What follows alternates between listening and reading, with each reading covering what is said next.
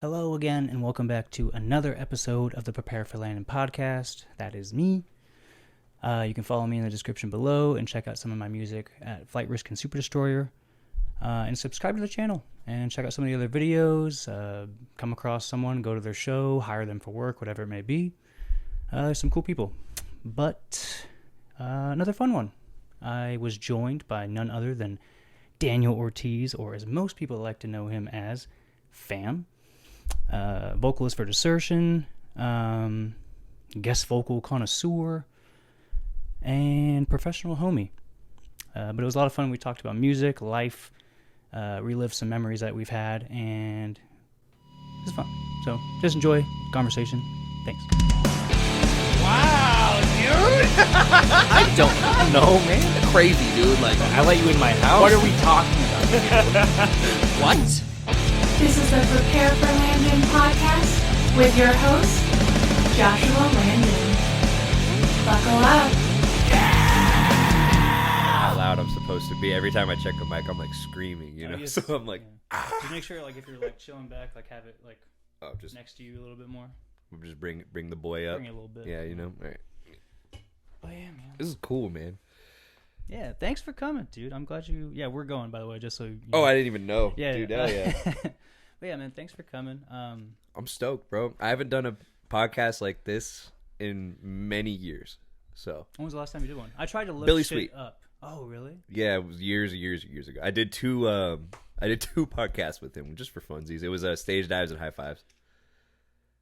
He doesn't have that anymore, right? No, he doesn't have that one It's anymore. not even on YouTube or anything. No, it was SoundCloud, I believe. Oh, okay. I believe, might be wrong. Yeah, because I tried to search things up of you. I went on like the podcast app, couldn't find anything. It was so annoying too, because like I was trying to like, okay, how many like different iterations of this could I use to look things up that may have you on it? So I was like, Daniel Ortiz, Famuel Ortiz, Desertion Fam.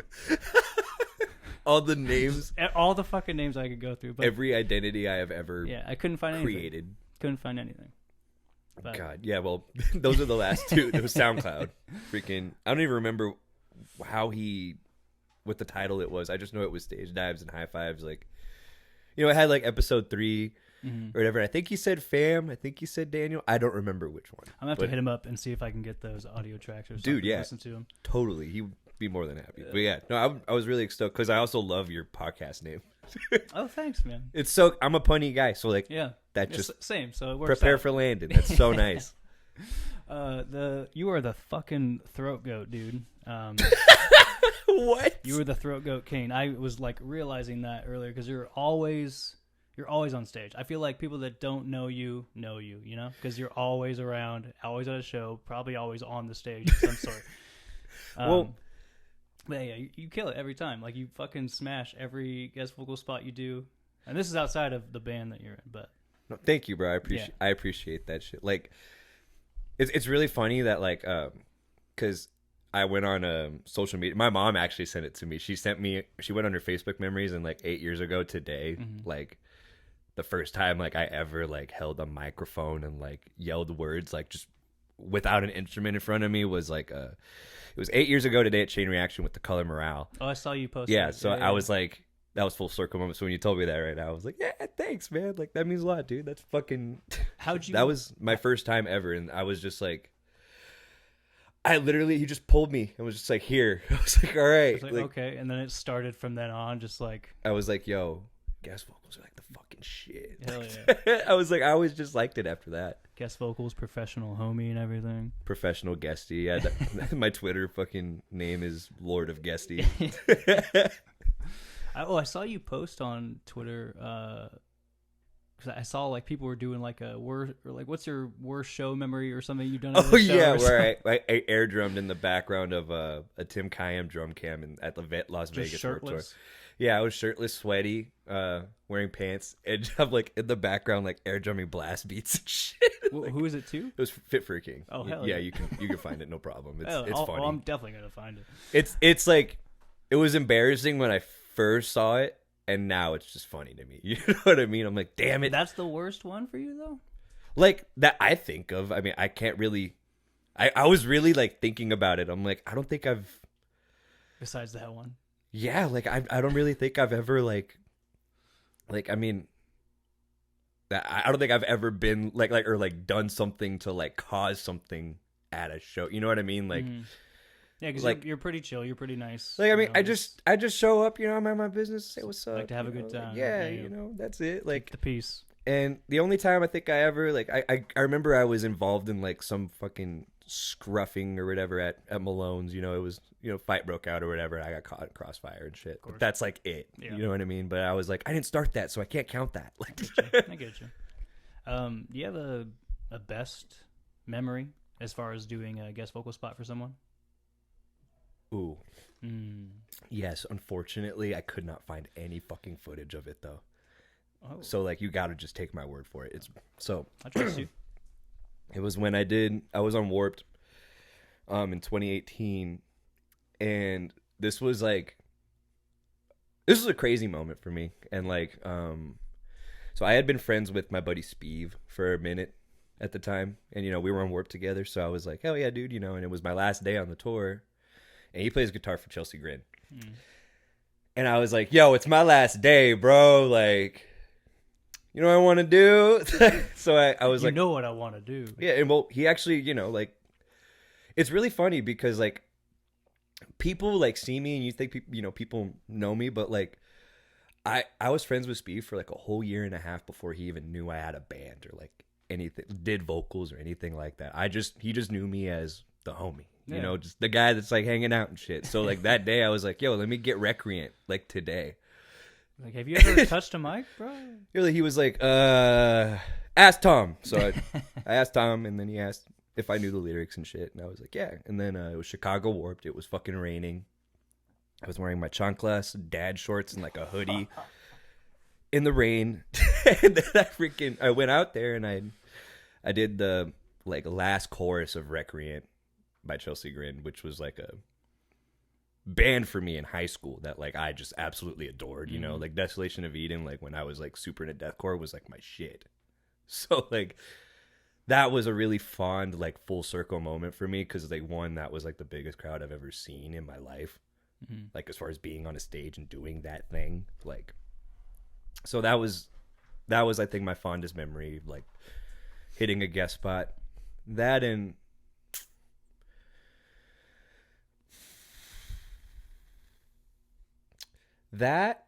and I was in Denver in November. This past November. Yeah, for my mom's birthday. She wanted to go to a Denver Broncos game for her birthday. She's a Broncos fan. I was like, hell yeah, let's go to Denver, right? But like conveniently, everybody I've ever met, like ever, wanted to go to Denver at the same time. Like whether it's on tour, just visiting and shit. So I was like, cool. So me and mom would like hang out and party like all day and shit for her birthday. After she would go to sleep, I would just like, yo, where you playing? And just go hang out, you know? So the day of the Bronco game, Counterparts was playing the Oriental Theater in Denver like that night. And the game was over by like 5-6.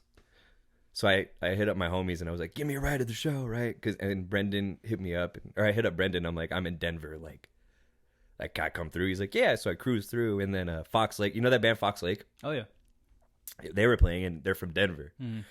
And the first time I got to see him was the Denver home show. So that was gas. That band kicks ass. Just wanted to say that. And then so I watched them, and then Brendan was like, we were on the wagon, and Brendan was like, you want to hit Stranger tonight? And I was like, dude, that's actually cool as fuck. Because like a lot of my family's from Denver, and getting to do, or I've never really performed in any capacity in Denver at all, really. So that was like cool because it felt like I was like, you know, I have so much family there and like so many ties to the state itself that like it just meant a lot. Did you have any family at that show in particular? No, I didn't. No. Damn. But it's cool. Like, but that was cool, and it was just like, yeah, you want to do it? Like, you know, you haven't done it in a while. I'm like, yeah.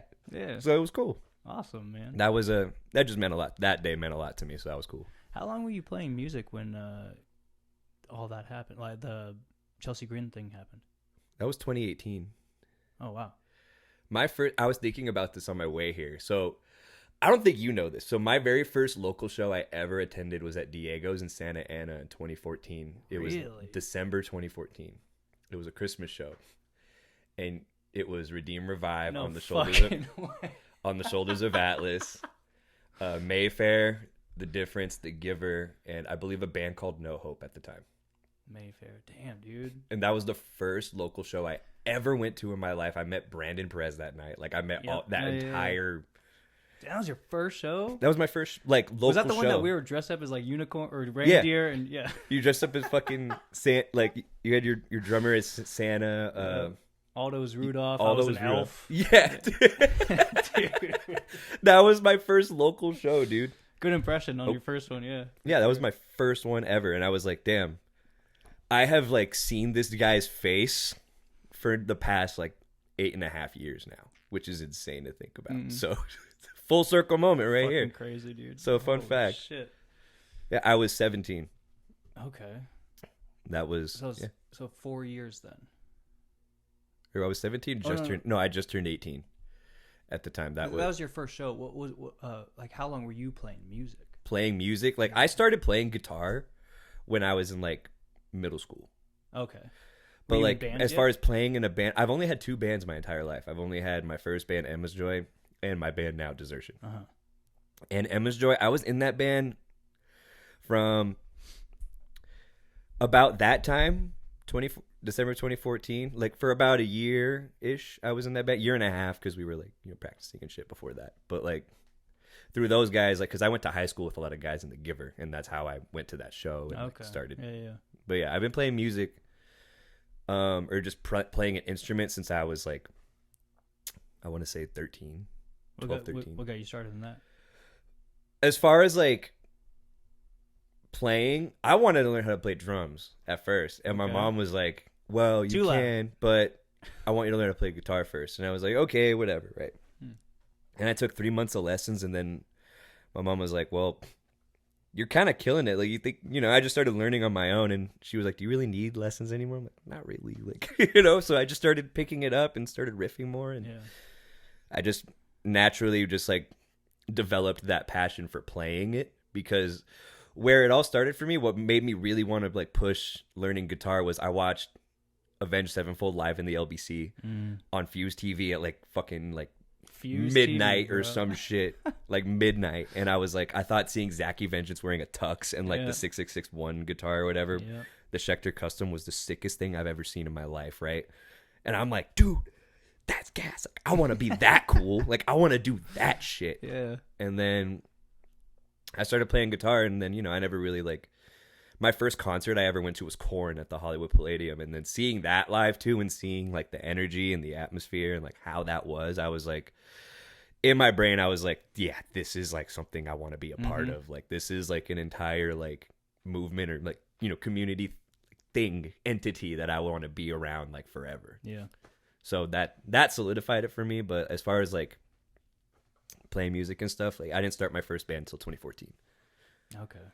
But like I had been jamming with friends in high school and shit. Like I took music production class and stuff. So like, but otherwise I never like jammed in a band or had my own band until that. So. Damn. So yeah, 4 years into music, and you're already like on Warped Tour doing some guest vocals for Color Morale. That was crazy. Yeah. I just showed up and was just like, yeah, like, does anybody need anything, and I just went on Warped Tour. That was it. Like, Do you have a worst one? A Like worst. a worst memory of doing guest vocals? Did you completely flub up the whole fucking line, or trip on stage? Or... Oh no, you just killed it every single fucking time. No. I did fuck up. This is actually a funny one. This isn't a worst memory, but I completely forgot all the words because this was crazy. So it was last minute. Let me mind you, this was very last minute, and I had to learn a whole song. I got a story for you after this. Yeah. So I need to hear that. So it was 1720. It was the Rings of Saturn Extortionist Distinguisher Tour, and I showed up, and I'm like, Distinguisher just stayed at my house the night before, and then we drove over to the show, and then I'm like, where's Ben? And they're like, dude, Ben has COVID. He's not performing today. Oh, shit. He's holed up in the bus, and everybody else tested negative. So they're like trying to figure out what to do for the set. And I'm like, they're like, fam, can you learn a song? I'm like, yeah. So I started like learning a fucking song, and then like Josh learned everybody like stepped up to do a song, you know. But Extortionist, because there were some songs that weren't getting covered because they were direct support, so they had a longer set. And there were some songs that weren't covered by vocalists, so what they did was they put a crowd mic, like just a Shure SM58, whatever the fuck, and they pointed it at the crowd and made it available for the crowd to sing the words. It was cool as fuck. I thought it was a genius idea. Yeah, that's dope. But the thing is, they left that mic up like while other people were like performing those songs and like filling in and shit. So like it was cool as fuck. It was funny. But this guy, like, I don't know if he was like fucked up or like going through it or some shit, but like he just grabbed the mic and was just like really just letting it out, man. Like he was just like he wasn't even yelling the words. He was just like my ex dumped me, and he's just like screaming like about his fucking life and shit. And it threw me off guard so hard that like the hours I just spent in my car like learning these lyrics, like they just left my brain. Like, and we're like halfway through the song, and I'm like, oh fuck, right? Like I can't believe I forgot the words. So I just started screaming nonsense. Just like I knew the flow, I just didn't know the words, so I had to do like the garbage voice to make it sound like I did, you know. And I only knew the breakdown, so that's what saved me. Like I'm like, I know these words, you know. But that guy just like, it threw me off so hard, but it also threw the band off, because like I remember looking at, I think it was Kip, or I think it was their other guitar player. I looked at him and he was like laughing his ass off. He's like, it's okay, it's fine. This is a fucked situation. It's fine. That was just like really funny, but I straight up forgot all the words. I even looked side stage. I was like, I don't fucking know. that's the nice thing about screaming, at least, is like you can just fake it till you make it. Yeah, yep. Exactly. It's fine. Nobody knows the difference. But singing, it's like a whole new demon, you know. Dude, so I could only imagine your story right now. Yeah. So I feel like it was 2016, 17 maybe. Beartooth, I think they were headlining. Holy moly. Beartooth. I can't remember the other ones on the. You said 19? I think 17. Oh, 2017? Maybe 16. Yeah. Oh, 16. It was Beartooth headliner. That was when they might have been. I'm a big support. Beartooth fan. I know a lot of shit. So like I can literally. So just by the year, that was like when Aggressive came out. Yeah. Well, they were on tour with Hands Like Houses. Maybe it was before that. Oh, was it? It was a. I think it was Of Mice and Men headliner and Beartooth. No. There was another band that was playing though, but I remember them touring with Hands Like Houses and Of Mice and Men. I don't remember. It was like a few years later, but who knows? Oh wait, Beartooth and Hands Like Houses, like that was that with Memphis Mayfire, The Word Alive, and A Skylit Drive? They weren't on it. I know that much. Yeah. That was another Beartooth Hands Like Houses show. That was the first time I saw Beartooth, but damn it, now I'm trying to figure that out. Yeah, I would like to know as well now. But you were playing with Hands Like Houses. I'm sorry. Yes. Well, so I was at a Redeem practice at the time. I got a call one night from Billy Candler. Do you know him? No. He was around Chain Reaction a lot back in the day, but I think managed Hands Like Houses, Secrets. Oh, okay. Yeah. But he called me and he was like, "Hey, I think his name's Trenton of Hands Like Houses, the singer." Yeah. Called me. He was like, "Hey, Trent or whatever is sick," and so I'm calling a bunch of vocalists that I know to do songs of theirs for their set. One vocalist per song, just to help them out and everything. And I was like, "Yeah, I'm down." And at the time, I didn't really know a whole lot of Hands Like Houses songs, but I went through the list and I picked. I can't remember the name. Tell of me the you song picked something anymore. off of Ground Dweller though. No, damn, I don't know. That album's goated. I don't know. I'll look for it. But the song I picked, I was like, okay, cool. I had to learn it, and I think the show was in, if not the next day, the day after that. So 2 days prep time, learn a whole song. Yeah. So like, and I still had work, so I would be at my job and listening to the song all day on repeat. And I'm not even exaggerating. All day on repeat. And I don't know if you have ever looked at their lyrics, but this motherfucker writes like 3-page essay lyrics Oh no. with like the most pretty poetic, ridiculous big words. That And I'm like, great, I have a day or two to learn this, and I'm just racking it into my brain. Now, holy moly. the night of the show comes. I go out to LA, hanging out backstage, talking to them, meeting the guys. They're very nice. And it's my turn to go out on stage. I don't know what the song title is, but it's the one that's like, "This is happiness, to be everything and one." Remember that one? I don't know. Either way, it's a slower sounds one. familiar, Yeah. So I go out there, and I was like on side stage that like the songs before too, like with like bullet points, I think written on my arm or hand or something. Like, Cheat sheets? dude, yeah. Which didn't help. But yeah, I went out there. It started. I maybe sang like a little bit of the first line of the verse when the vocals came in, and then for the rest of the time, just kind of jammed and sang a little bit of the chorus. And at one point, looked over side stage and looked at like made eye contact with Trent or whatever, and I was like, "Come on, get out here!" So he came out and like helped with, I think, like the second half or like the last quarter of the song or whatever and everything. Like, it was hey, fun. everybody give it up for Trent. Just the peer pressure him into coming out on Yeah, stage. dude, fucking, my stomach just dropped into my ass, and then I forgot everything. And yeah, like the man. band was very nice. They understood the situation, and like they were very kind. And people out in the crowd, they're like, "Hey man, what you did sing sounded pretty good." And I'm like, Hey, so- yo, whatever. Hey, you got the spirit, bro. Whatever you did was tight. Yeah, but the shittiest thing was the next day. Like, I got home, I went to bed, I woke up that next morning. I think the show was a Friday night, so I woke up Saturday morning because I didn't have anything to do. And I was sitting outside in the morning and just softly out loud to myself reciting every single word perfectly. Fucking perfectly. Like, you know what song I have stuck in my head? Like, the one that It's sucked. so like, it's amazing how much stress can fuck with your head and keep you from formulating sentences that you know deep down, you know them, and Like, you just stuck. Like, it's like you can't function. It's just you like, can't pull them out for some reason. You're like, yeah.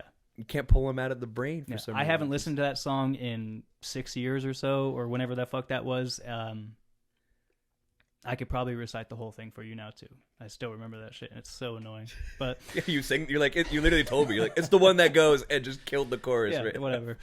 Fuck me, right? That's crazy, dude. I'm sorry. It's a bummer, but No, that's It was a gas. lot I of mean, fun. you know what? Like, at the end of the day, you got to chalk it up as one of those things where you're like, hey, I'm glad I even got considered for that one. yeah, You know what I mean? Yeah, and I did it. It was fun. They were really nice, and I have now a story to tell that's kind of funny. So Exactly. Whatever. At the end of the day, it's like, yeah, it sucked, but like now it's funny. We can laugh about it. And it's Exactly, cool. Like, exactly. yeah. So- what's like one of the hardest things in music for you? Whether it be the process of creating or the actual act of doing live shows or anything. I think lately, vocally, I've been like the one thing I've been working on is trying to find the balance between singing and screaming because like I use different throat techniques to make different sounds and Throat shit. goat, baby. Yeah, I make Throat goat king. We do fucking I make different. I use different techniques for different things, and it's like, once I switch to a different technique, it's like it's as if there's like a delay and shit, and I'm like, damn it, like I can't properly like switch into that range, like, you know what I mean? But that's the one thing I've been like working on is like trying to find like a way to make sure like my screaming doesn't burn out my singing and my singing doesn't burn out my screaming. You know what I mean? Yeah, definitely. So like I've been kind of just like trying to take time to like really try to work on that and like proper warm-ups and stuff like that, But as far as like the hardest thing about the process of music for me, like songwriting and stuff,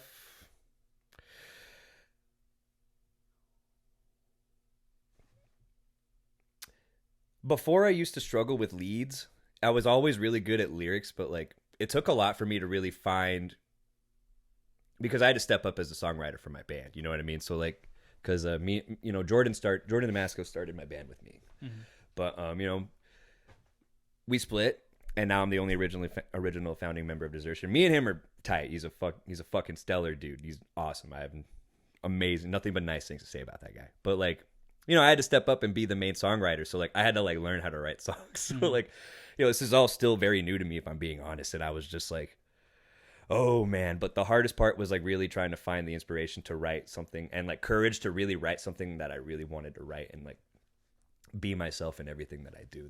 That was fucking, I think, the hardest part about songwriting for me.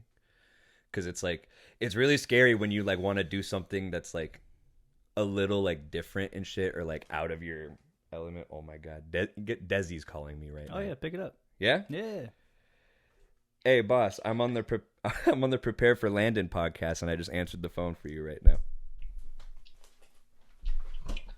I'm eating a Costco chicken bake. You're eating a pasta what? Costco chicken bake, dude. Costco chicken bake. That's gas. No. Hey, you call me. What do you want? Oh, I was gonna talk to you about music video shit, but I'll just call you later. Yeah, that sounds good to Hey, me. Desi. Joshua Landon says hi. Bye, Landon. Bye, bud. I'm eating a Costco chicken bake right Costco now. chicken bake. Hey, you called me. I called him on the way here because no, we're shooting music videos for some new stuff on Hell Sunday. yeah. So I was gonna see if he just, you know, was free Sunday. If not, it's the next weekend. Mm. But yeah. Fucking From, Desi. from the Sunset EP or No, new stuff? New stuff. Ooh, baby. we're gearing up. What was the other EP called? Echo? No, we have two EPs. The very first EP we ever released was called Insomnia. It was Insomnia. That's the one. me and Jordan wrote that in my friend Kat's apartment extra bedroom, and then we sent the demo tracking and everything. Like, just the only thing we did to Josh, like, mix and master it, and like we just we do like release demos pretty much. And Sunset was like the first like properly tracked, in my opinion, like release that we did. That's why if you really listen to the difference. Oh, there's a difference. I It's- listened to the whole discography today. So Thank yeah, you. Yeah. I appreciate that. You know, it's fucking. Well, today again, like I've listened to that shit before, but Jordan, like he wrote lyrics with you on both EPs, or So I write all the lyrics Yes. for Desertion, but Imperfection he wrote.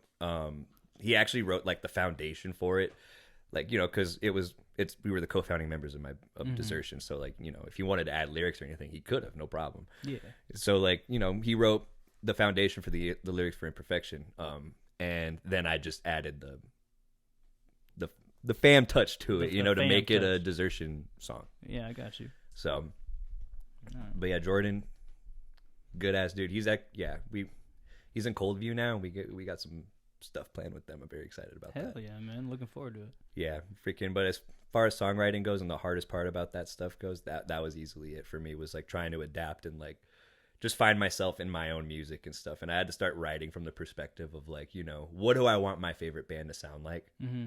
You know, what would I want my favorite band to sound like? Like, what would I want to hear from me? Which is a crazy thing to think about, but like it worked. So Especially with trying new techniques and new styles, and kind of branching out of your comfort zone. Are you running into any sort of writer's block, or are you good there? I try to not get frustrated at writer's block anymore. You know what I mean? I try to let things flow as they come to me. Like if I sit down and just like try to force something out, it's going to be shit. You know what I mean? So like once I hit a writer's block, I'll just straight up stop. Like, and it's not going to bother me. No, I'll find something else to do. No point in forcing anything. Yeah, exactly. But like, I used to get really fucking irritated. The one thing I will get irritated at with writer's block is my lyrics. When I'm like, Dude, that's my main thing. It's Fucking- like, because it's like you want it to rhyme and shit, and you're like, what the fuck rhymes with storage or some shit? You know what I mean? You're just like, that motherfucker had courage. yeah, exactly. So you're just like, that's the one thing that pissed me off about writer's block. But like, instrumentally, like, you can't rush that shit. Yeah. It's the whole basis for the product you're about to bake. So like, if you rush it, like in Josh's words, my from Distinguisher, the guy I write everything with, you know, he's like the quote unquote like Will Putney of my band. You know what I mean? Like he writes everything with me, but like he doesn't play the shows. So like what he likes to say is don't half-ass anything, full-ass everything. So see, that's the thing too, because like I know I deal with writer's block sometimes, and sometimes I think it's because I maybe don't give myself the space and time and the attention that it deserves to kind of actually dive into writing something. And so you got to be in like a right space. Yeah. You know? Yeah. But like, sometimes I don't know. Like I get the whole like don't half-ass, full-ass. I totally get that. But also at the same time, is there anything wrong with half-assing? In the sense sometimes of like, you can achieve a lot more with a lot less. That too, but also like what if like your half-ass mentality is almost more authentic to what you would do if you were trying to full-ass or something, you know? You know what I'm saying? Like maybe you're not there and that's okay and you're half-assing it, but like that's kind of almost the point. This is where you're at in the moment. You're a half-ass bitch right now. This is where you're at. And maybe that's what you need to write about. Maybe that's what you need to tap into is you're half-ass right now. You know what I'm saying? Just give yourself that pep talk. And maybe that's more authentic. I need to. Maybe I'll just rewatch this clip over and over again. just hey, right now, you're a half-ass bitch. You're half-ass. Like me to me in the mirror every day. You're half-ass right now. You're right here. You need to be here. Like, but that's the thing. Maybe you don't need to be there. Yeah. Maybe this is where it's currently in your time in your life. This is what's authentic to you. Being a half-ass bitch.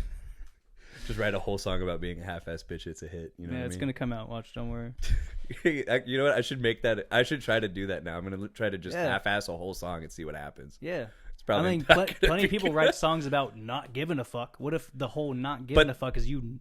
But what if they put in max effort to make that song? You know what I mean? Well, then it's an oxymoron. You just kind of fucked yourself over. Yeah.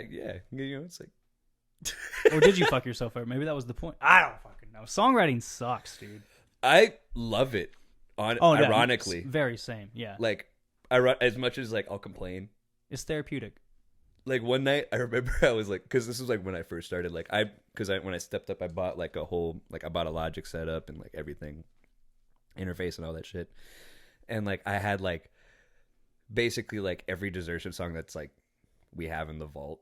I had it like on the laptop, and then like something happened with my laptop and I was so fucking scared because I thought everything was gone and I couldn't find it, right? Got another story for you. And I called Josh and I was like, I'm about to lose my shit, bro. So like that was the only time I think I ever lost my fucking mind, like in my room writing. But otherwise, I've just always stopped when I had writer's block because I need to be inspired, you know? So like what I do to stay inspired is like I'll listen to bands that got me into this shit to remind myself why I do it in the first place. Yeah, that's good. Or, you know, like music I listen to, like that my mom would play in the car and stuff like that, you know, to really like bring me back to that like nostalgia place in my mind. But like to serve as a purpose for writing stuff now. Obviously, I'm not trying to write like everything that came out in the fucking 90s again. Oh, you're not trying to write like a Leanne Rimes, Reba McEntire fucking chorus or anything? No? It could be fire with Desertion, dude. Reba McEntire? Hell yeah. You never know. Try some new shit. How many songs you guys got in the vault? Pretty good amount. A lot? Pretty good amount. It's a vault for sure. Vault is loaded for sure. The arsenal is strapped up. Okay. Basically, we're at a point where we could release. Right now, we're at a point with all the songs that we have in the vault where we can steadily release stuff like in a very nice rotation for about 2 years. Ooh. Are you? Or are these songs kind of like you're making a group and you're going to cut them and kind of... Oh, no, like each song is going to serve its purpose. They're all going to come out, like, but they're not... they're all going to come out. Yeah, they're all going to come out, but like they're all coming out in groups. You know, yeah. Like whether it's a single, you know, EP, but none album. of these songs that you have, you're thinking of cutting. No. These are all like, these are... Yeah, because I figured, like, my thing is, like, I'm not gonna release anything I'm not proud of, Mm-hmm. you know. And I feel like every song has a purpose to be released. That like in the vault for sure that we have, and so I definitely have been looking for like ways to make each song like a special release on its own. So like, you know, it's kind of what we're doing with it. Like I wrote a lot of songs with I wrote 3 songs with Mitch from Varials when I went to Philly for 2 weeks. Just in the vault now, and then me and Josh just write a fucking million songs. I wrote a song with Desi like 3 weeks ago, and it's probably one of my favorite things I've written, actually. Hell yeah. I was watching that live set Steven did. Yeah. 1979 Media. Check it out. Desertion boy. full set. Yeah, but I didn't know Desi was in there until like that moment. I was like, oh shit, I know that guy. Yep. No, he and AJ from Resider filled in for us. Shout out Solid. Resider. Yeah, We love yeah. Resider in this house. Yeah, we're playing with them in April.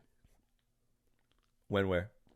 I don't think I've been there, but the Kensington Club.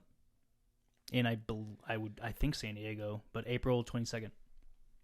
I'll go. Hell yeah. I'll go. I don't have anything to do till April 25th.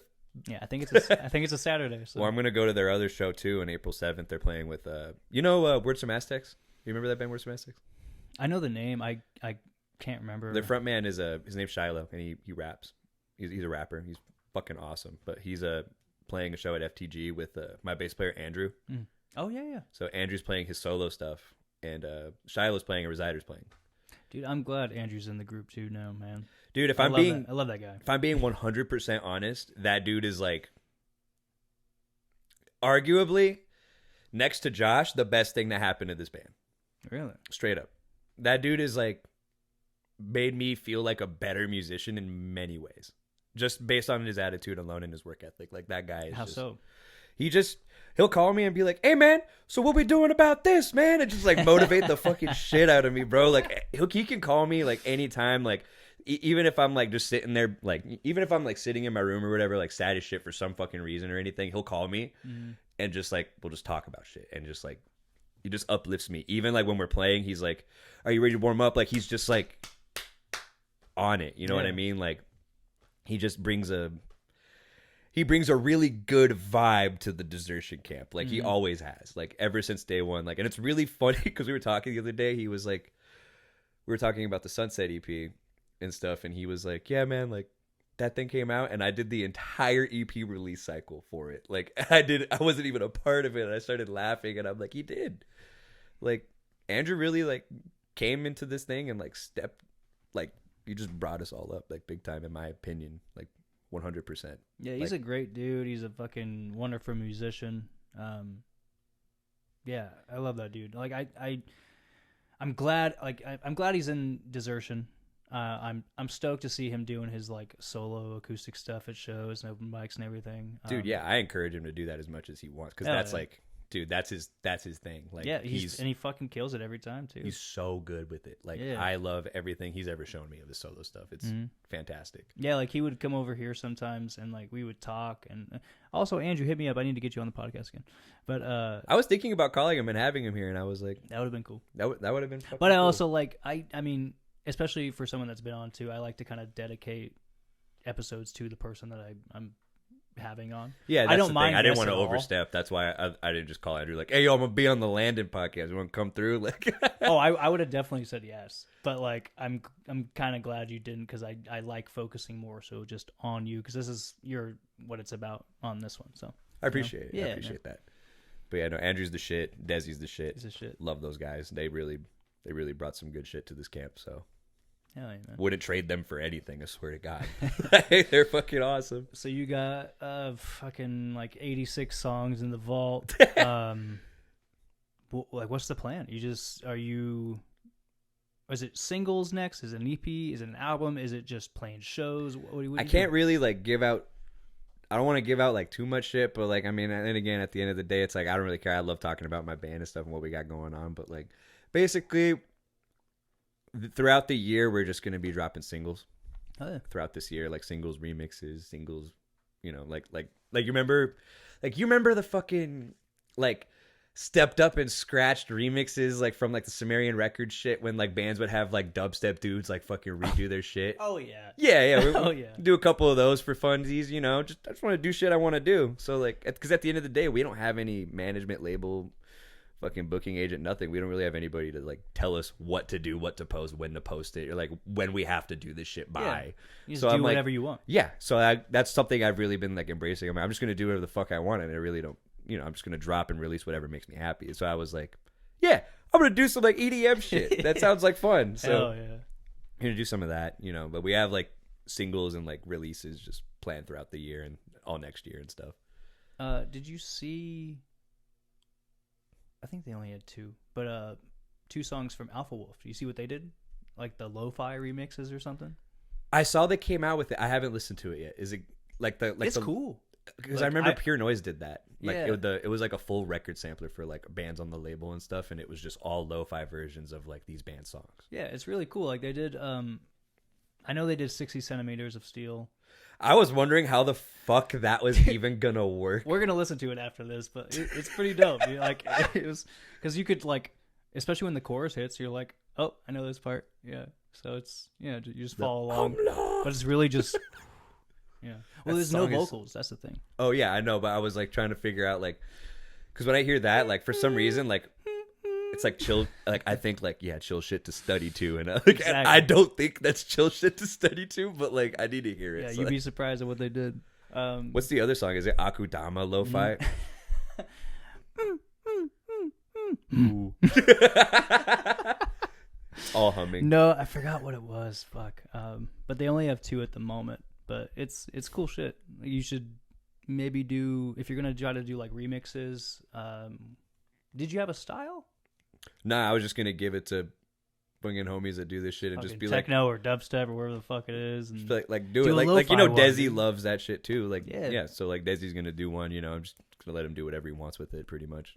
I like letting whoever's gonna like feature on something of ours or work with us on something like be themselves to the fullest in whatever they're trying to do. You know Yeah. what I mean? Like, have you ever thought about doing acoustic stuff? oh yeah, 100%. That's more stuff I want to do too, like Okay. down the line. But I think I'd want to do it like after we like drop more songs and stuff, and then pick a group of songs that we've released throughout our entire catalog and like just do like an acoustic thing. You know what I mean? Yeah, because I think you could definitely do colors for sure. I would think in some way, kind of transpose that into some melodies. Oh, 100%. Yeah, Yeah. I always thought Colors would do well, and Loveless would 100% Oh, yeah, do for well. sure. Like I always thought Loveless has that like, it has that like potential to do like, you could do any kind of remix with it. You know what I mean? And that's the one thing I like about that song, and that's why I'm like, yeah, we're gonna release this song probably like 5 more times, but different versions of it. Some sort of like dope like house remix would be tight as hell on that one. Yeah, Just fucking fist like bumping. but it was you that made me love that something.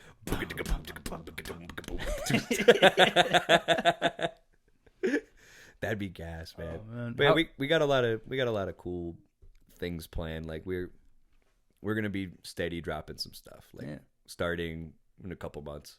Still doing shows throughout like this time and everything too. Like Yeah, like I mean, our thing is it's like we just need motherfuckers to ask us to play, and we'll play. Like I'm not like begging to play. You know what I mean? But Yeah, like yeah. if anybody asks us, like I'm not opposed really. Like because another thing that Andrew brought to this band was I remember one of my favorite things that he ever told me was like, we should play anywhere and anywhere because you never know who somebody in any of those random rooms is going to be someday. And I was like, that is, yeah, there's a point to that. there's a point to that. I was like, that's true. And like, I was like the sum of what he said, he elaborated on it. Like, he's Andrew, but like, yeah, he told me that. And I was like, yeah, so I'm not like picky with like shows anymore. Really. I'll play at a fucking house. I'll play at a House of Blues. Oh, Like, you know what I mean? I don't care. Like, I just want to play the music that I love to play with people I love to play it with. Yeah. And just hope people feel it. That's like, at the end of the day, all I can hope for. It's the only reason we got into this shit anyways. Yeah, I definitely love that mentality. Like, because, I mean, I'm definitely someone that thinks a lot about death Oh, me too. So- Bro, I just turned 26. I had my quarter life. I'm in the middle of my quarter life crisis, and I've been like comprehending like the reality that we are all gonna die someday. Yeah, and so it's And like it sucks. yes, but also if you're someone that can handle thinking about that type of thing and like kind of just channeling it into a different set of thinking as far as a positive way of thinking. Well, yeah, 100%. To where you're like, I'm not gonna waste a fucking moment. Then it's all right if you So like what I'm kind of going into like next year's Desertion releases with is like something that like my buddy tweeted. I just remember seeing this sentence on Twitter and it made me start thinking was like the world keeps turning after you die. Mm-hmm. And the more I thought about it, I was like, yeah, the world is always going to keep turning after I die.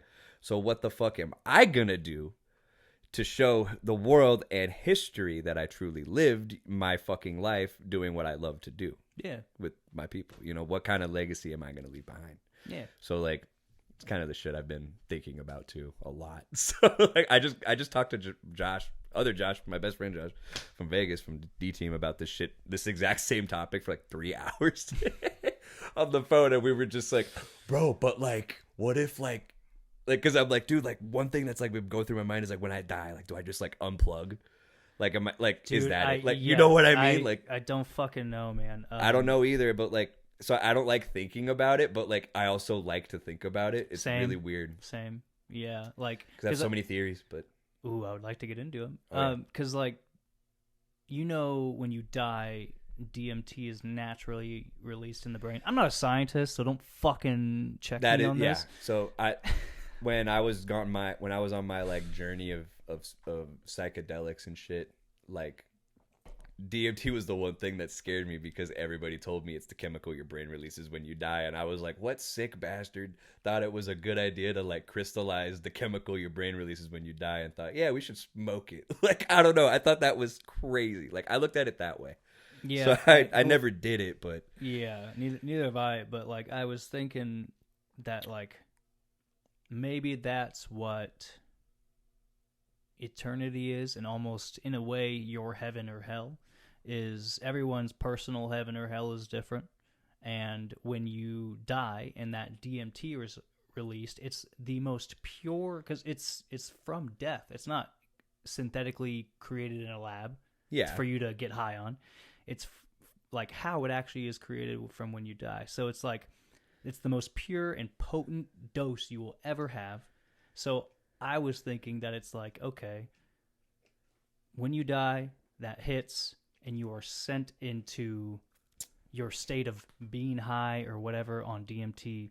So for you, it's like your eternity, and whatever you are holding on to or did in your life or intend to do with your life or whatever, that kind of creates your heaven or hell in your head on your DMT trip as you're dead. It's just you and a trip, basically. That feels like an eternity because it's all you have left now. And so if you feel shame about your life, that's your hell. If you feel like you lived a good life, that's your heaven. It's just, but you're in the ground and you're just on your DMT trip forever. Damn, you hear that, everybody? When you die, your heaven is based on perspective. So you swear to God, you better love the life you lived, or you're gonna fucking hate your trip when you die. That's where it gets a little dicey, because it's like if you were a serial killer and you did a lot of bad shit, but you loved every fucking minute of it, you may still go to heaven in your mind. And you know what sucks is we're not gonna have anybody who's like done this shit before to like guide us. There's nobody who's like, hey, don't worry, bro. I felt what you're feeling. Don't worry. Everything's going to be okay. You got no one to tell you everything's going to be okay. You're tripping by yourself when you die. Mm-hmm. So Yeah, you're there's no you're trip your sitters. own spiritual guide at that point. Yep. You're on your own, Junior. So yeah. And if you can't handle it, like that's where it kind of starts to creep in. That's where like the anxiety monster starts to creep in when you're dead. And it's like, hey, this is going to start to turn into hell. If you don't fuck. That kind of sounds like a nightmare. You telling me when I die, I'm still going to have anxiety? That sucks. maybe if you didn't learn how to deal with it before you die. Oh man, I need to prepare. So if you die and you knew how to deal with it, then like even though some dark times in your heaven can start creeping in, that's the hell. You know how to deal with it, so you kind of like push those bad thoughts out, dude, my whole life's mission now is to solve all my problems. Like inside. Just to make sure I'm not having the worst trip of my life when I die now. It wouldn't hurt to solve your shit and work out your shit and fix yourself for the better. So it's like, maybe that's the whole point. That and another thing. I'll still have writer's block when I'm dead. Watch. Dude, if I have writer's block when I'm dead, I'm going to be like, all right. I mean, you know what? I'll take that as the last song I ever wrote was fucking sick as hell. Cool. Yeah. You know, I'll take that as if that's the last thing I wrote, that's cool, you know? Mm-hmm. But imagine I'm dead and they're like, hey, so before you go, you got to write another fucking banger. Like, so if I have writer's block when I'm dead, I think I'd be grateful instead of them like, hey. If this song that you write, if this last song that you write doesn't chart, you're going to be in hell for the rest of your life. Fuck, dude, I'd be so the pressure. I'd be on stage with Hands Like Houses again. Like, I'd be like, fucking Jesus, what the fuck? Cursed in the first line, you're out. No freaking. No, I saw this video on Instagram and shit with Neil deGrasse Tyson talking about the odds of existence with fucking Theo Vaughn. Oh, did you see that? Did you see that video? I've probably seen that one, but like it was actually like on some like interesting shit. Made me think because it was like, what do you say? He said the amount of combinations of like cells and genetics that make up a human being that you can like, you know, you can infinitely the amount of people you can make with these combinations, like to make an authentic human being is greater than the amount of people who have ever like on an educated guess existed. And he said that number is 100 that 100 billion people have roughly existed, right? And the amount of people that could potentially exist is fucking insane, and the people who possibly will never exist is even more insane. So it made me really like analyze my existence, but not in like a oh my god, in like a, but I more so looked at myself as like a, you know, my existence is a little more special. It's like, damn, on those odds of never existing and like being in like that potential of existing and shit, like the fact that I do exist is special in itself. And I hate that it took Neil deGrasse Tyson and Theo Vaughn to make me look at it like that, but like here we are. And then Theo's just like, man, what if I was a potato, man? Yeah, then he just some shit. Yeah, he listens to this like serious like, you know, anecdote from fucking you know. Did you watch Ancient Apocalypse? Ancient Apocalypse? No. Oh, I recommend on Netflix. Graham Hancock goes around all parts of the world and talks about a civilization that was way before we think it was, and pyramids and the road to Atlantis. There's like a lot of info. It's a very fun watch. I'd recommend it. Say fucking less. Crazy. I love crazy shit like that. Fucking crazy. I love shit that makes my brain work. You know what I mean? I feel that. Yeah. That's my shit. Yeah. Friggin'. Oh, I have water for you, by the way. Thank you. Mm-hmm. I got this Gatorade at Jersey Max when I was on my way here, so I figured I'd just kill this before I, you know, asked you for water. No worries. You know, just wanted to be a big boy, be self-sufficient when I show up to my boy's house. You know, how are shows going, man? The Gideon show was fucking nice. The Gideon show was good. The shows that we have been playing are very awesome, and we're really grateful to have been able to play these things. Like that was the Gideon show was the one that Steven filmed, right? Yeah. Okay. Yeah, the set from the 197 set that's live now on YouTube on 197 Media's YouTube channel was filmed from our show with Gideon at Chain Reaction on March 9th. You should totally watch it. Anyways. Damn right. Yep. But no, yeah, that show was really cool because like, you know, I've never met any of the Gideon guys. Our mutual friend is Blake Hardman. You know Blake? Yep. Yeah. Well, I don't know Blake, but I know of Blake. Yeah. Yeah, he's like the mutual friend that we have, and like that guy's like one of my big brothers in this whole journey and shit. So like I was setting up merch outside at Chain, unfortunately, but like, you know, it is what it is. Not my call. Yeah, so, you like, said that in the set, and I was like, did he misspoke or did they actually have their merch outside? No, we had our merch outside. Yeah. So you know, sometimes it has to happen that way. It's cool. I'm not. Yeah, I've never seen it. It was weird, but like it's cool. Like because they were Gideon, so Gideon was outside, and we all started chatting and stuff, and like so they were really nice and welcoming to us, and that was fucking awesome to me, you know, because like, you know, I grew up on fucking Milestone and like, you know, Callous was fucking gas, and you know, Cold, like all those records were just like metalcore. Like it's just like that is my shit, you know. I love that tough boy shit. And the new record was fucking gas. The new record is so good. Takeoff is still my favorite Gideon song off the record though. Honestly, I love that Limp Bizkit ass shit. Yeah, and it really just won me over, bro. Like, how'd you feel about the Limp Bizkit album? I loved it. Did you? Straight up, swear. I love Limp Bizkit, dude. You want to know my Limp Bizkit Spotify stats? Please. For 2021, I believe Limp Bizkit. I listened to Limp Bizkit more than 99.9% of the world. I was in the top 0.1% of Limp Bizkit listeners. Oh my god! Like, a part of me posting that felt like I had an OnlyFans and I was doing really good. You know what I mean? Like, people are like, I'm in the top 1% of OnlyFans or whatever. So I felt like I was in the top 0.1% of Limp Bizkit listeners. So I'm like, that's crazy. So yeah, it's like, but those percentages are like on the opposite sides of the spectrum. Exactly. And it's like one of them is just a guy being a fucking idiot listening to Limp Bizkit. the other one's doing very well. Yeah, the other one's a girl making her bag, or a guy, whoever. You know, that's fucking awesome. But like, you know, that's how I felt when I read that. I'm like, damn. I need to listen to that album again. Because I love Limp Bizkit. You know, Still Sucks was gas. Or was it? Yeah, the first track, I believe, Still Sucks. I might be wrong. With the bam, bam, bam, bam, bam, bam. That riff is just stupid. Like, I first heard that, I'm like, you're kidding. Have you seen him live? Yeah. Oh yeah. I just saw them with Wargasm and Dying Wish at the nice. at the Toyota Arena up here in Ontario, like in last May, and it was so nuts. Damn. And they only played Dad Vibes and Still Sucks. Like, those are the only off the new record. Okay, Those are the only two songs they played off the new record. Everything else was bangers.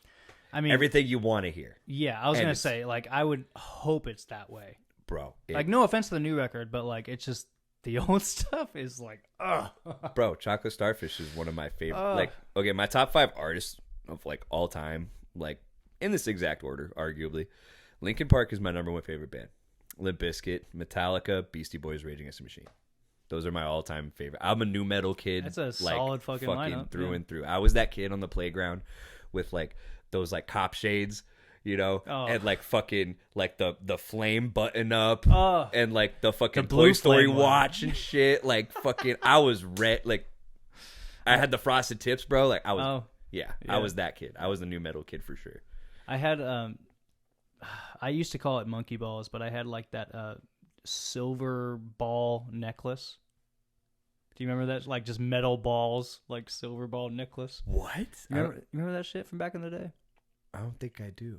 I'll pull it up here, but I'll show you later. But show me that. Yeah, that was the fucking, and like that, and I was never the puka shell kid.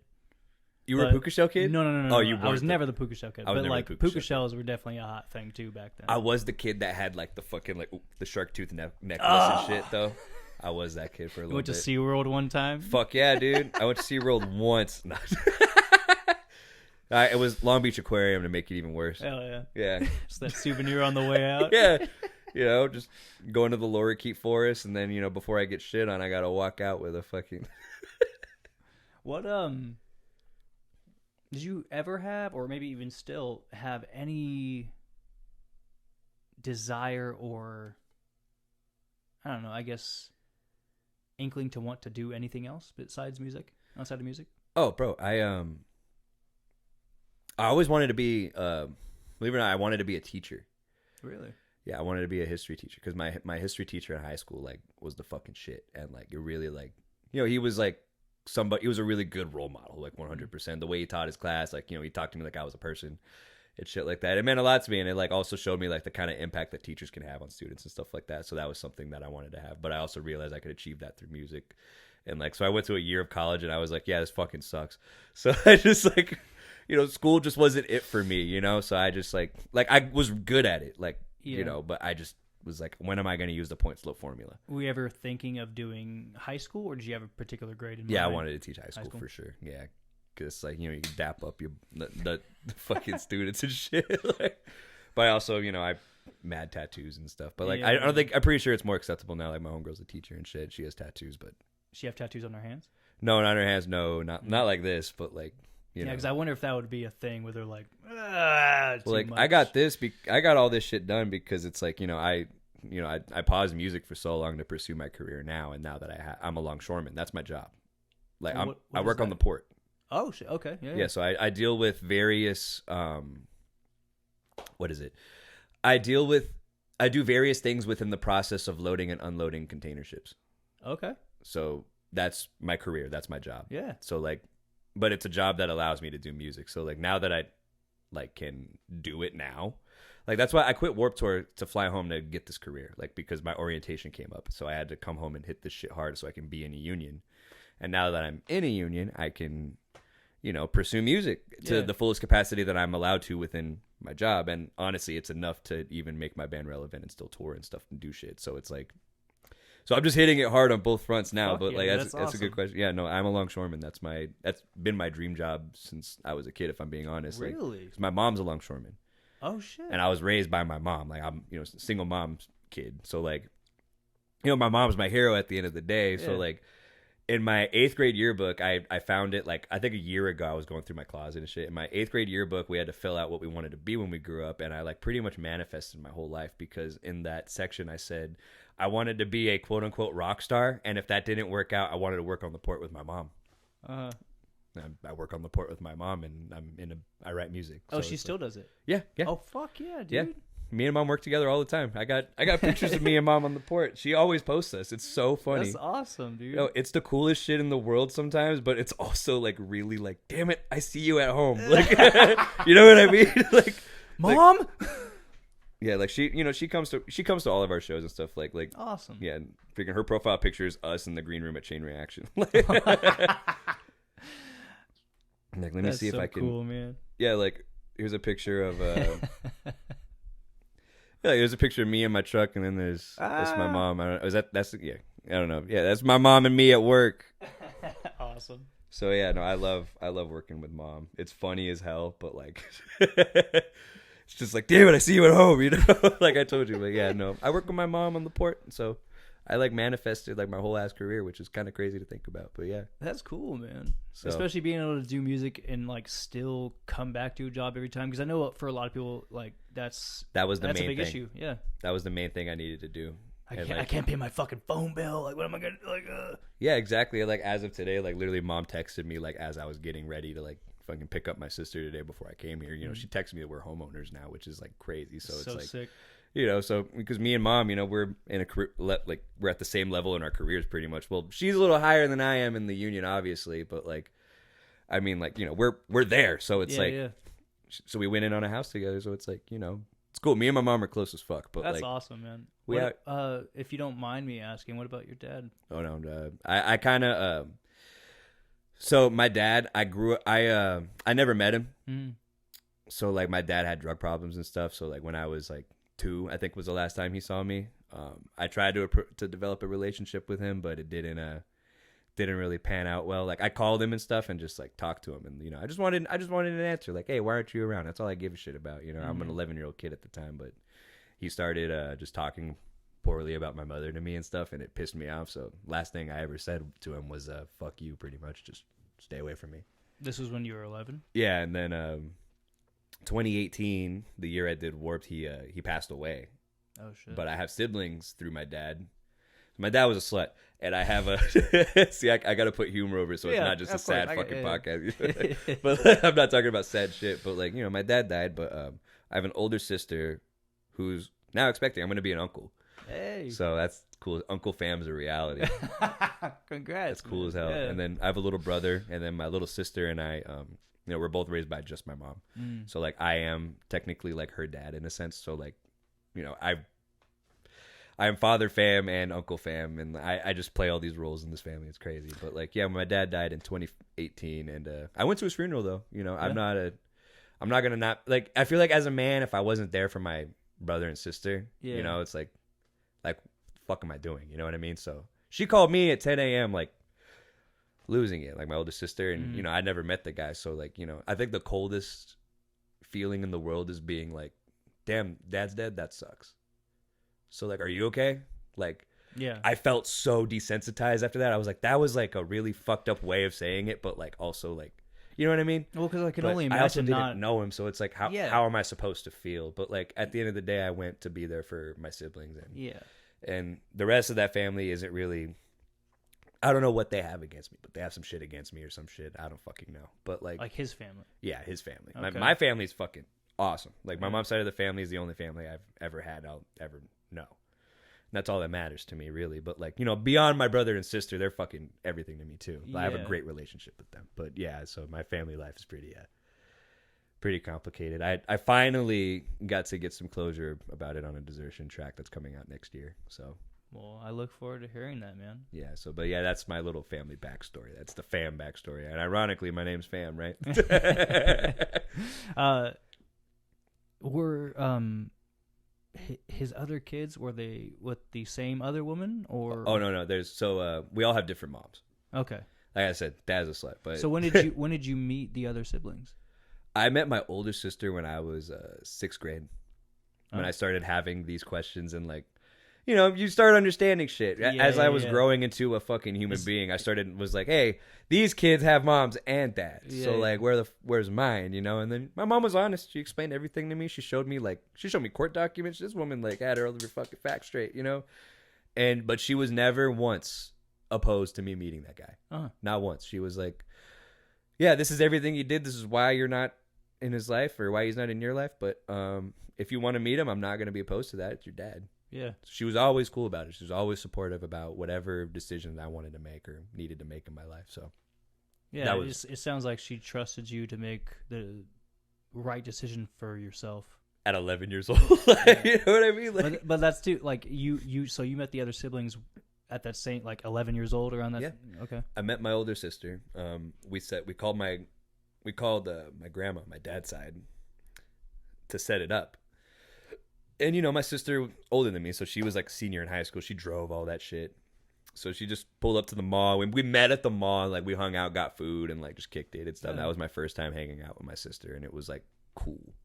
And then I met my brother at my dad's funeral, which was crazy. Mm-hmm. But, like, it was really weird because, like, him and I followed each other on Instagram for, like, a while. But, like, I didn't know what to say to him. You know what I mean? So and he didn't know what to say to me either. So it's a thing. We're related, so it's like obviously like it made. Were you sense. like liking posts and? Yeah, like he'd like my shit, like I'd like his shit and stuff, but we just would never say anything.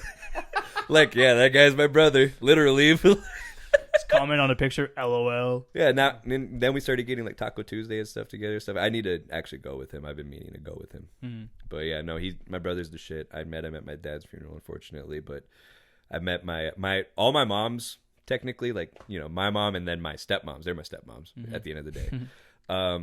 They're all in the port.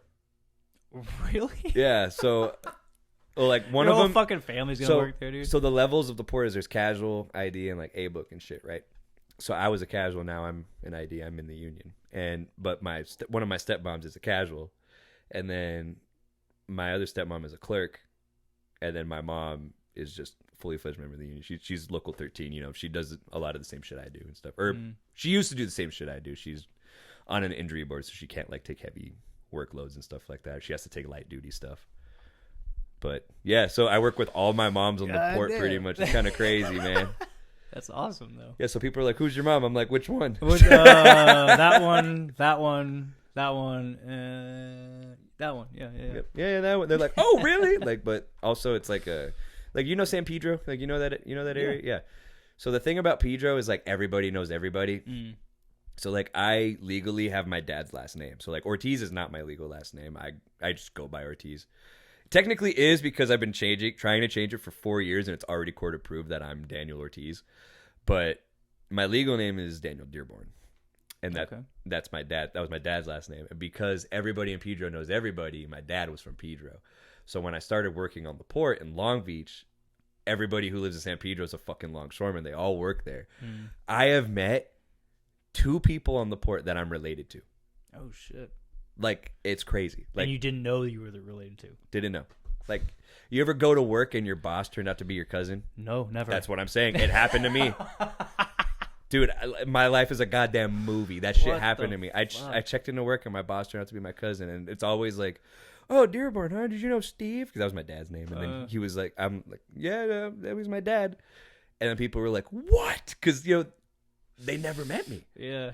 So they're like, you had another kid? I'm like, yeah, I exist. Are you surprised? My existence is a secret. Like, like surprise. Yeah.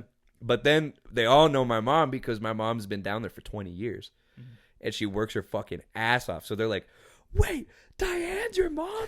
She's fucking sick. Like it's like so funny, dude. It's a weird dynamic, but like, That's cool, though. It's crazy, man. Yeah, no, it's an interesting like work family life that I have going on. Yeah.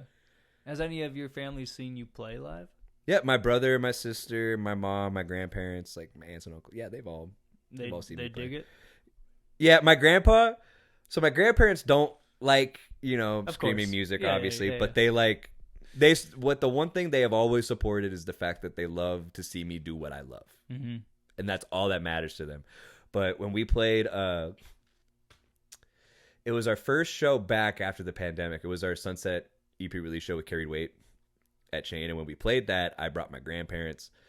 And so my grandpa was side stage, just the biggest smile on his face. He was like, the little door at Chain? Mm-hmm. It was my grandpa just standing there just smiling, like all fucking stoked. It was so awesome. And my grandma, when she got there, I was like, okay, listen, Nana, like, I'm going to go up there. I'm gonna say bad words. Like I had to because like if there's one person I'm more afraid of than my mom, it's my grandma. Oh, for sure. She's gonna fucking throw. And my grandma's 4'10" and like 80, like in her early 80s, and I just feel bad. I'm like, listen, I'm gonna cuss in front of you. Like, she's like, just go have fun. And that's all that she cared about, and that's all my grandpa cares about. But yeah, I brought my family to like my shows and stuff. And you ever had that fucking chancla thrown at you on stage? I've had it thrown at me in my house. My mom smacked me with it, and I had like a whole chancla imprint on the side, like right here. And that was like a couple years ago. She just took it off and just bam. I was like, that shit sucked. No, I still get it. I'm 26 years old. I'm still scared of my mom. I'll always be scared of my mom. You know what I mean? Yeah, I feel like that's normal, kind of. Like I was on TikTok scrolling, and this comedian was talking about that, and he was talking about having a sibling 11 years younger than him, which is what I have. Uh-huh. Right, so I just felt this to the fucking T. Yeah. Right. He goes, yeah, my younger sister's apparently being raised by her best friends, and I was raised by a fucking dictator and shit like that. And he's just talking shit, and I was like, I feel that, dude. So that shit just like, oh damn. God. So yeah, that I felt that shit to the fucking T, bro. Yeah, you're 26. I didn't it makes me feel old sometimes. How old are you? 30. I'm almost... Shit, no, I just turned 31. Wait, did I? Yeah. That's crazy. I turned 31. Can you believe my first local show was fucking you at Diego?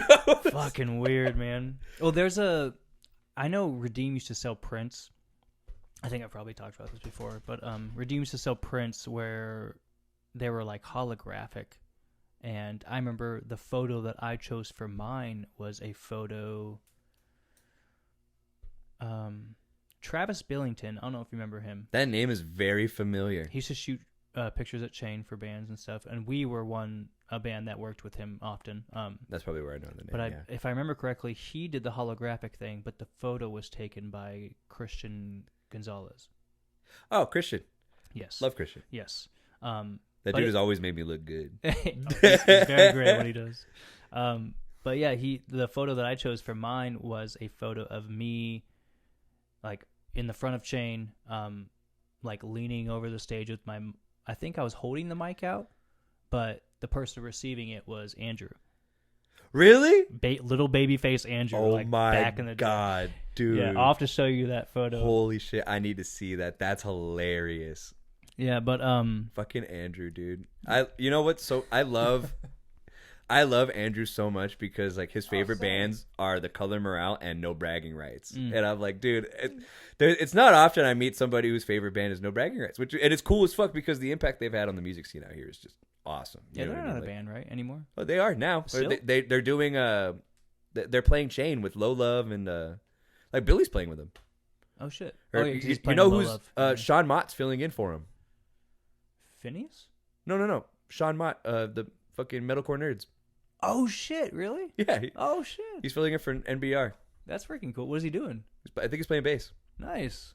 Yeah, dude. Fuck yeah. Yeah, NBR's a band. They're coming back. Fuck yeah. Do you still Do you still pit being 26? You know what it is, bro? So for moshing, for me, like, there's certain I have certain things. I have like a certain like criteria that needs to be met if I'm gonna be moshing, right? And Did I stretch today? number one, Did I I drink gotta enough water? Oh, I stretch and drink. If I know I'm gonna mosh at some point, I know I'm gonna get that feeling. I'll be stretching. Did I have my pre-workout? I think the last time I moshed was that Limp Bizkit show. Oh, you gotta.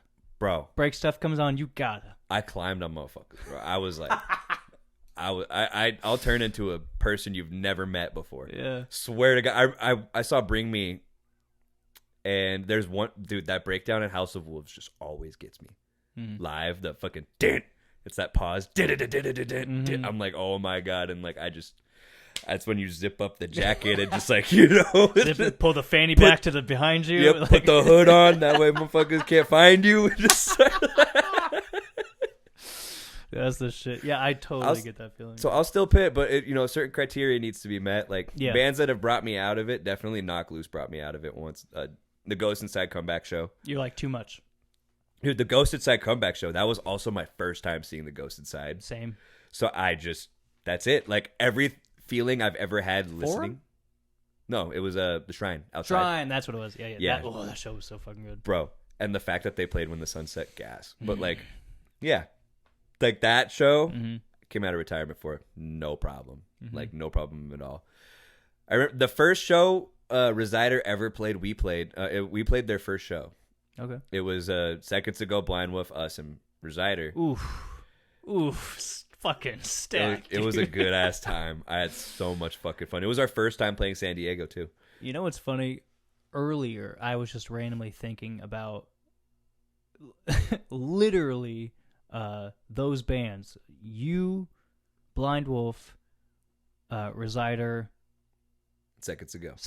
Yeah. And I was like, I need to see it. It's so fucking weird because like it was literally those four, and I think us because I wanted to be a part of it just because of those fucking bands. I'm down to do it again. Fuck yeah, dude. But like, oh my God, I was like thinking about that lineup, and I was like, that's the show I need right now.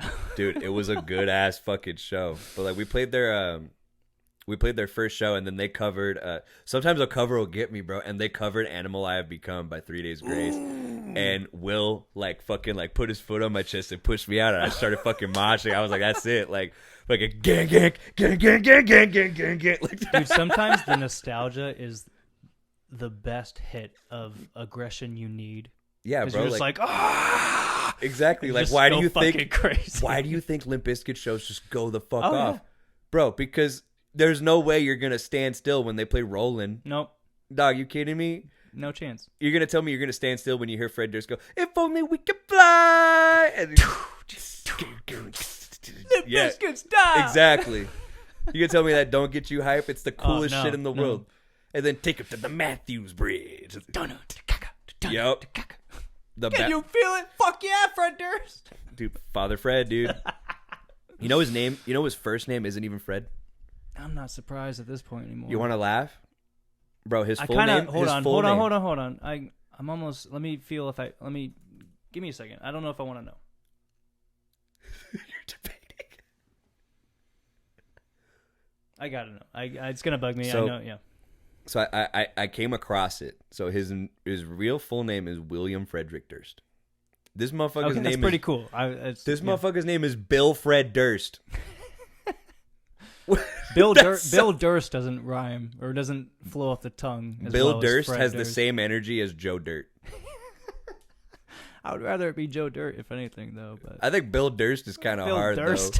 though. Durst, No. dude, Bill Durst. Like that's such a hard frontman name. Like I I should have think went the Seal route and just been Durst. Daddy Durst. Daddy Durst. Dude, yeah, no. Like yeah, exactly. Nostalgia always does that shit though. Yeah. Like that was a cover I obviously did not expect, and it was also a song I haven't heard since like 2013. So I was like, oh shit. Like, you know, that thing came over me. I get it. Yeah, I've never seen Limp Bizkit live, but Oh my god. I know if and hopefully when I do, Let me tell you, when break stuff happens, I am becoming a totally different person. it's a life-changing experience. Yeah, bro. I'm sure, dude. Because like when I saw him, Fred Durst had the full dad fit on. You know, he had the dad vibes fit. Yeah. But they had the biggest disco ball I have ever seen in my life, like ever. And they would play like random ass 90s hits in between songs, and like they'd all just start dancing on stage and shit. And then like you hear fucking DJ Lethal be like, "This that thug life shit," and start blasting air horns and shit. Like that band is just like the epitome of, honestly, like every time I see them, I just like they set the standard every single fucking time. I like, need to fucking see them. Them, like there's a lot of live bands that like lately, especially lately, that I'm just stuck watching live videos of them. Like Bad Omens 100%. Oh, Matt Durkis crushes every mix. Like that band live is like unbelievably locked in. I got to see that tour. I went out to the LA show, I think it was, with Dayseeker. Oh, Hob recently. Yeah, I was there. Me and dude, I was watching Side Stage when everything was I was like, holy shit, it was mind blowing, dude. So good, man. Like the thing about that show specifically. So my cousin helped open House of Blues, and that venue means a lot to me because we also had his services there when he passed away. And so House of Blues Anaheim is always like it now has like a much deeper meaning to me.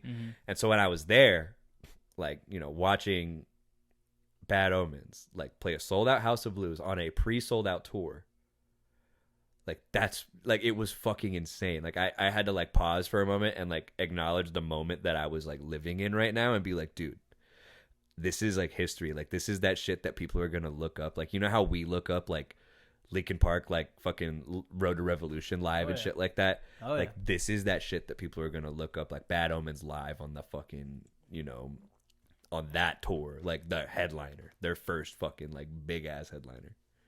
Concrete Jungle Tour. Concrete Jungle Tour. Yes, thank you. I was like trying to think of it too. I don't know why I couldn't think of it. But I listen to that. I listen to fucking Death of Peace of Mind all the time. But that record, it's so good, dude. Them, like Lorna, fucking hell, Lorna Shore, like all the bands that are like currently on top live are just are also on top live. Yeah, my honest opinion. Like, but those and I just realized you're wearing the Void shirt too. That's another band. They're on the fucking. They're that going train. there, dude. They are on that fucking train. Every live show, dude. So I have always seen a Void at like small venues or like, you know, stuff like that, right? Or like Program, like remember the Program show, or like fucking the brewery in Oceanside, and like I've only ever seen them there. So, and I for some reason I was always working whenever they were playing like an actual venue out here, but that isn't Chain Reaction, you know what I mean? And when they played Glass House on the Plot tour was my first time seeing them in a proper room. And that was so fucking awesome. So good, dude. Avoid is one of my favorite live bands to watch because they just have so much fun. You know what I mean? It's that one thing I like love about them, because I really, as a person, I embrace individuality and I respect anybody's individuality. Like my thing is like, look, like I told you, life is special. So this gift that you have, you do whatever the fuck you want with it. Who am I to care? You know what I mean? And these guys definitely like embody that. It's all just chaotically good energy every single time. And every time they come on stage, like they're just smiles on their faces the entire time, as if they were like, you know, they woke up like, dude, we're in a band. Fuck yeah. Like, yeah, dude, it's, you know, like, what I mean? It's so sick. Like, it's like, honestly, if you have a bad time at an Avoid show, it's probably you. Yeah, dude. Like, I don't understand how you could not smile. How you could stand there with your arms crossed. It doesn't make any sense like, to me. I'd be like, you know, I'm smiling, I'm moving. I'm like, not having a good time at an Avoid show is beyond me. Yeah, like the Benny is just like the best, like out of our peers and stuff. Like he is like my favorite frontman. Yeah, arguably. Like, actually, no question, he's my favorite frontman out of like. Yeah, he's definitely up there. I know Jack Black is in my list for sure. Yeah, another person that I really admire in this, like as far as like bands like that are coming up is a Jay from Unity. If you ever met them. need to see them live too. So also Distinguisher. I'm kind of bummed I never got to see them live. Really? Yeah. The amount of Malone shows you've gone to, bro, and you go. And I never saw one with them there. Yeah. The amount of times we've played with them, that's crazy, dude. It's a bummer, and now they're not a band, so it's super cool. They were the best. They were the best band that like. They were the band to fucking do it. You know what I mean? Yeah. Like Distinguisher was the fucking shit. Like, you know, they've been my dogs for 8 years. Mm-hmm. Like, well, now that we're in 2020. Yeah, 8 years. I met them when I played in my old band. And we played this fucking like dirt lot in Wilmington, like in the South Bay, and with A Shark Among Us, X Defiant X, if you remember that band, Carry the Dream, and Strengthen the Struggle.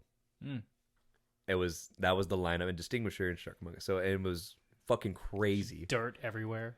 It wasn't like a dirt lot. It was like a fucking parking lot with like some dirt on it. You know what I mean? Okay. It was weird, but like that was when they like didn't even have Woo Lao. Like they had nothing. Like this was like 16, 17-year-old Distinguisher. God damn.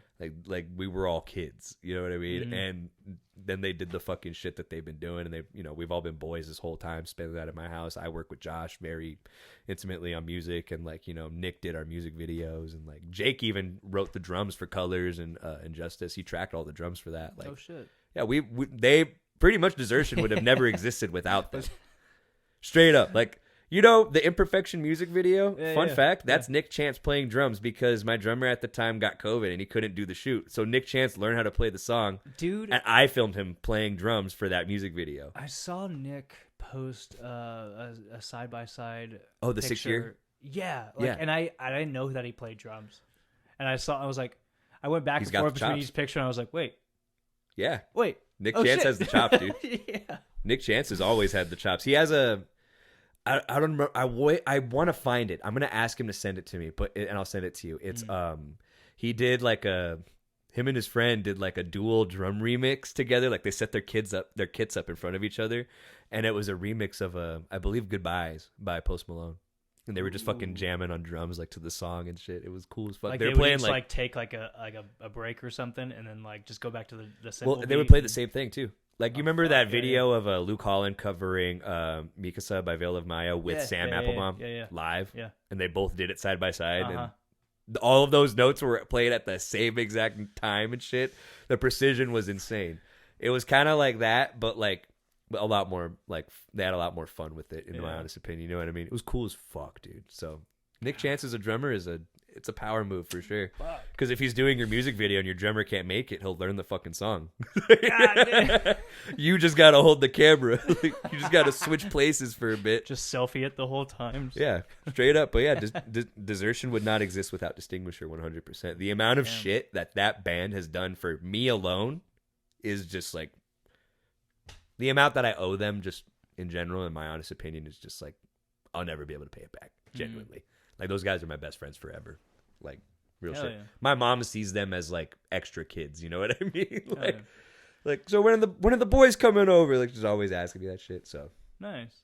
but yeah, those guys. But yeah, as far as frontmen go, Jay from Unity, that dude, yeah, he fucking crushes it. Yeah. Dude, there's a fucking video I saved. I like screen recorded it because I thought it was insane.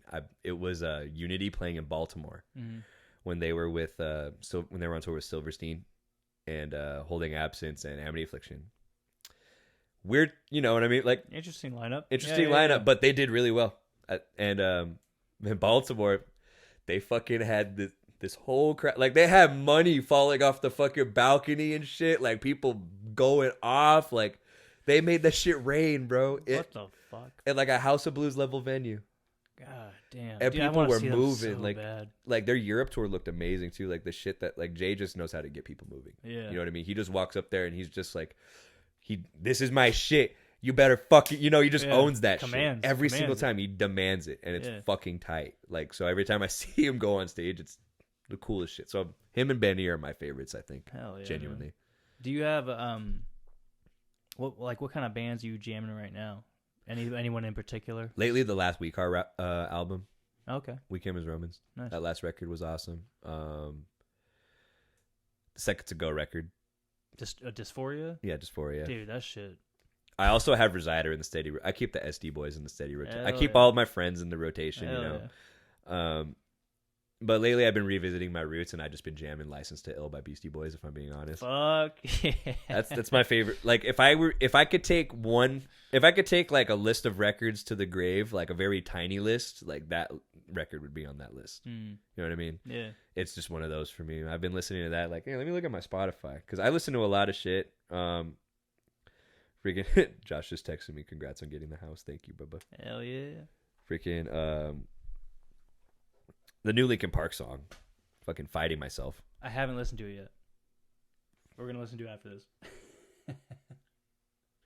That's another thing too. Is like getting to hear a Linkin Park song with Chester Bennington's voice again, like from that era, like Prime Chester, was a feeling I never thought I'd feel again, and it's really fucking cool to feel that shit again. Yeah, I cried my eyes out listening to Lost like a million times. Like I'd be driving in my car like Lost, like tears falling down my face, like that. Song is fucking so really good good though. Yeah, dude. Like Meteora was my shit. Hybrid Theory is my favorite, but Meteora was my favorite. Meteora is goated, bro. Dude, yeah. Dude, the riff in Figure 9. Dude,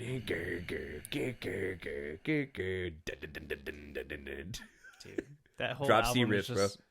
Drop C sharp riffs. That's the key. I always wanted Farewell to cover when they were a band. Oh, what is it?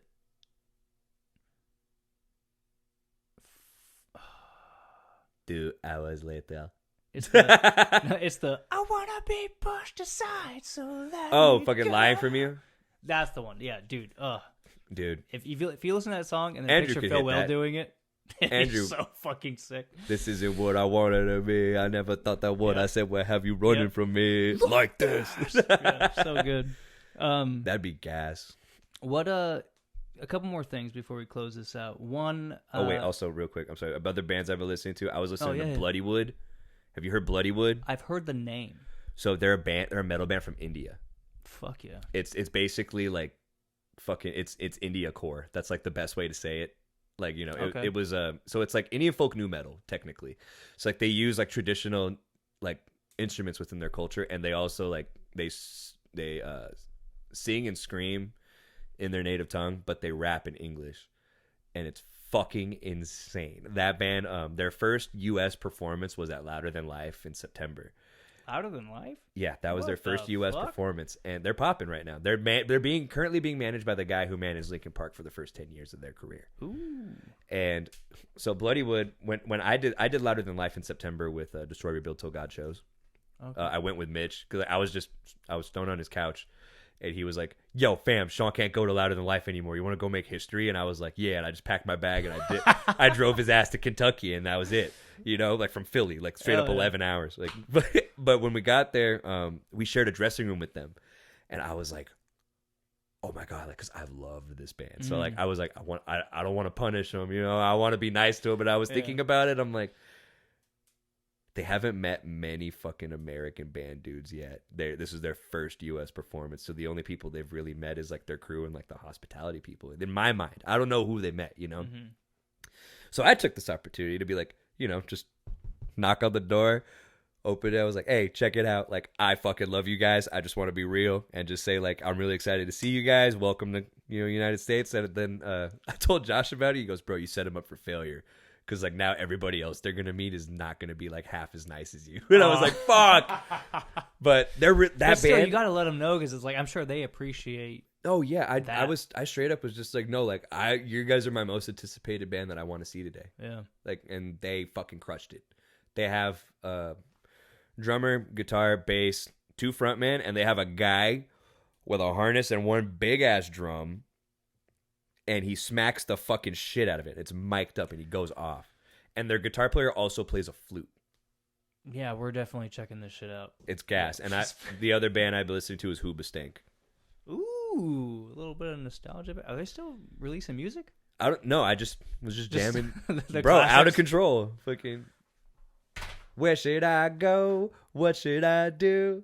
I don't understand what you want from me. I gotta tell you, I've been listening to songs I forgot about, basically. in the past, however many span of years I've maybe even been alive and that song's been out, anytime Hoobastank comes into conversation, I have probably mentioned that song every time, and nobody knows what Really? the fuck I'm Bro, talking that about. song is gas. That's one of my favorite ones, and nobody And knows Crawling what in the Dark. Fuck, I'm talking. Of course, Yeah, Crawling. everybody knows Crawling in the but Dark. nobody and the reason, knows but Out of Control. And Out it's of Control. I'm spinning out of control. Yeah, the chorus is goated.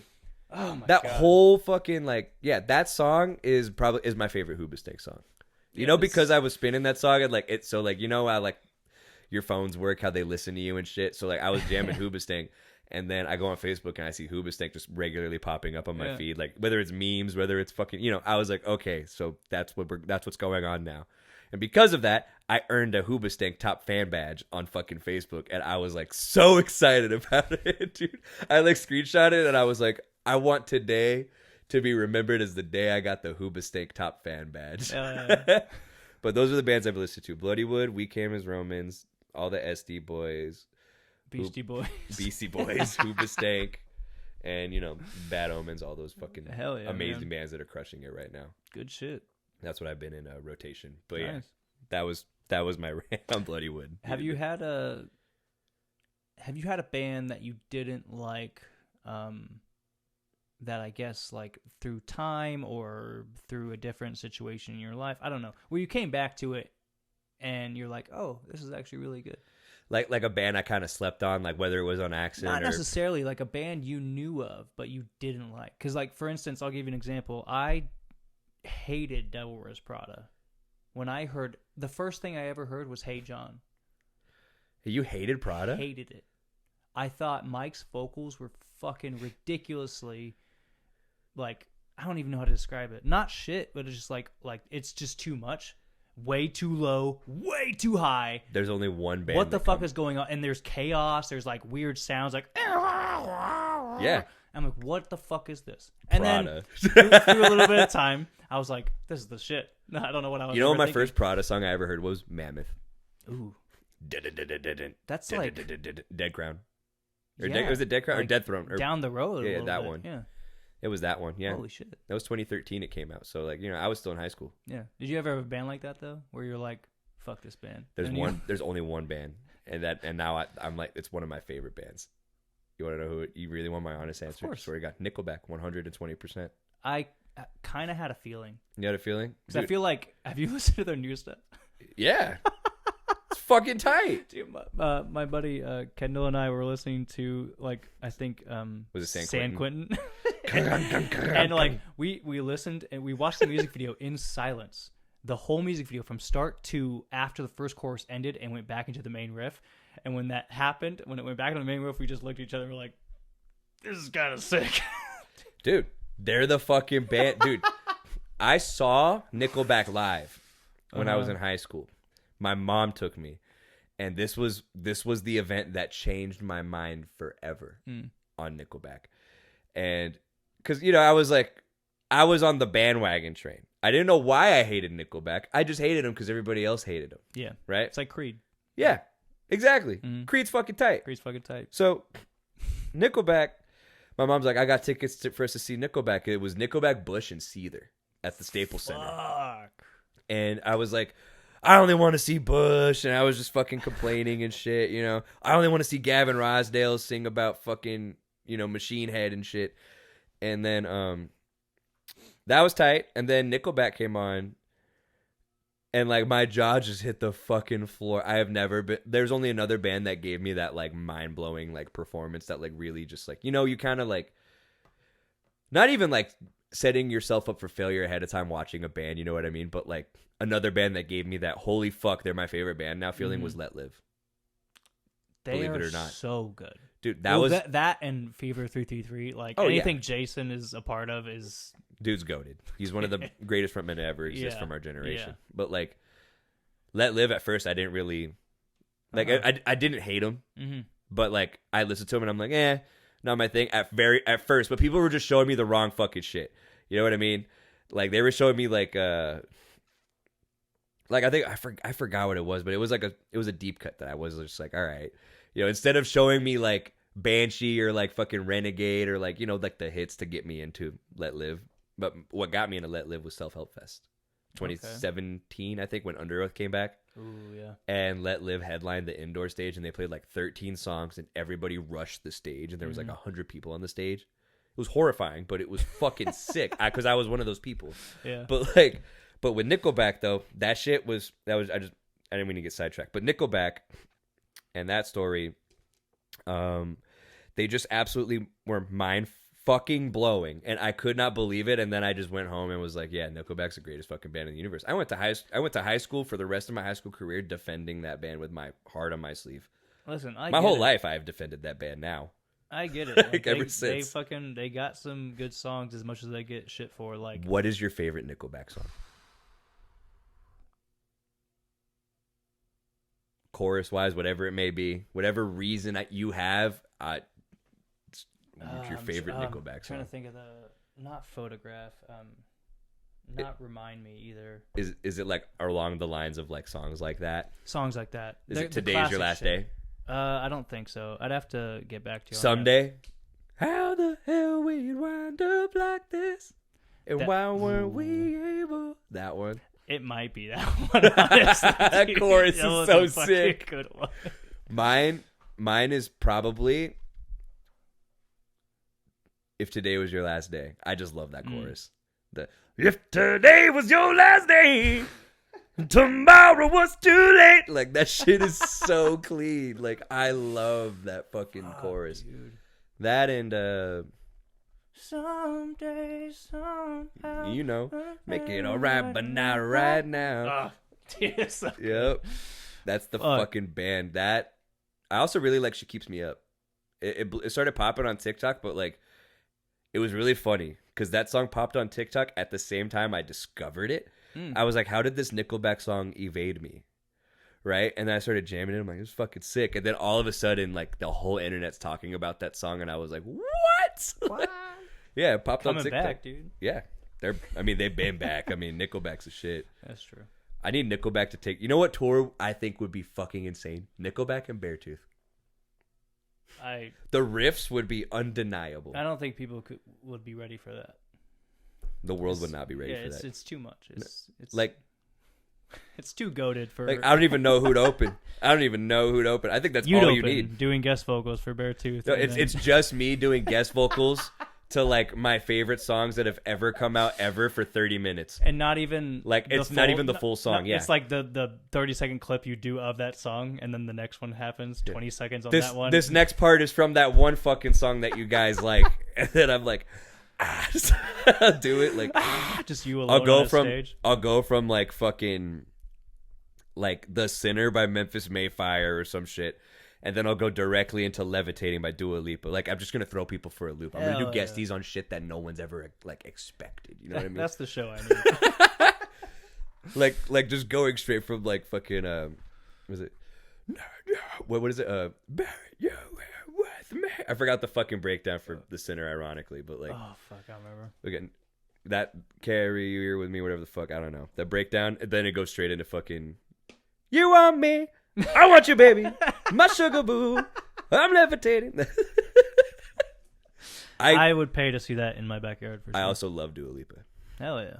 I'm very publicly proud of that. I love that woman so much. How do you feel about crowd killing? That's a good question. How do I feel about crowd? I feel like that's a controversial thing, I think, in the scene. See, like, because it's really funny because, like, I like meathead man shit. You know what I mean? Like, I love caveman shit. I think it's funny when motherfuckers throw a table into the crowd or some shit. You know what I mean? Like, there's always, like, that funny mosh moment, and it always happens with crowd killers. So it's, like, a part of me likes it for the meme. And, like, the memeage that comes out of it. It's fucking hilarious. Oh, yeah. But I also, like, feel bad laughing at other people's, like bodily injuries and shit. You know what I mean? In a real-world perspective, like, it's, like... Personally, at our shows, like, my thing is... I'm always going to promote people to be themselves as long as that person that you're trying to be isn't a dick. Yeah. Especially at our shows. Like, my thing is, like, I don't want nobody fighting. Like, if we're playing, like, with heavy-ass bands, like, I'm not going to discourage crowd killing because that's what those people are already there to do or, like, whatever. Like, when we play with Spite, like, we played, like, a strictly heavy set, you know? Like, I didn't want to fucking... Because I was, like, in my brain, I was like, man, if I sing a single note... Spite fans gonna call me a pussy till I walk off stage. You know what I mean? So I was like so nervous about it. So we prepared a heavy set. But like, you know, I expected people to go off. You know, I don't mind people crowd killing as long as you're not like Like, if you hit my mom, like, I'm just gonna walk off stage and fucking decimate you. You know what I mean? Like, Yeah. there's certain people you don't hit. But then again, it's See, like, but where do you draw that line? that's what I'm saying. It's a really Yeah. weird line, and I don't really know where I draw it yet, if I'm being honest. But like, personally, I wouldn't like to get crowd killed. But like, you know what I mean? Like, That's the thing. I don't like it. I think you're an asshole. But as much as I am allowed to think you're an asshole, you are also just as much as allowed to fucking hit whoever you want Exactly. in the pit. Because you know what I do? I get the fuck out. I Yeah. stand in the back. I don't stand near. Because I don't like it, so I don't want to be around it. So I get the fuck away from it.